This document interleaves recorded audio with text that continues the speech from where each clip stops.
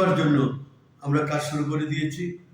যেমন আমরা suggestion box, signboard থেকে শুরু করে এখানে থাকার ব্যবস্থা আছে। প্রত্যেকটি রুমের মধ্যে বিভিন্ন সমস্যা ছিল, পরিষেবা বিঘ্নিত ছিল।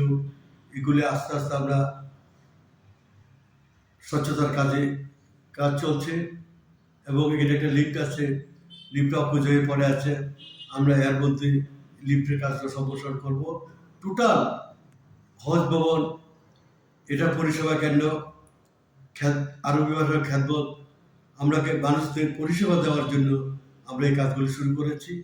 এবং পাশাপাশি এইবার হজে যাওয়ার জন্য 110 জন অ্যাপ্লাই করেছে। ফার্স্ট স্টেজে ব্যাংকের মাধ্যমে যে টাকা প্রদান, সেই কাজও চলছে। আমরা ধীরে ধীরে টোটাল স্বচ্ছতা এবং নৈতিকতাভাবে আমরা কাজ করে যাচ্ছি। এবং বিভিন্ন পরিষেবামূলক কাজ চলছে। তার জন্যে হয়তোবা অনেকে ভাবতে পারে কয়েকদিন ধরে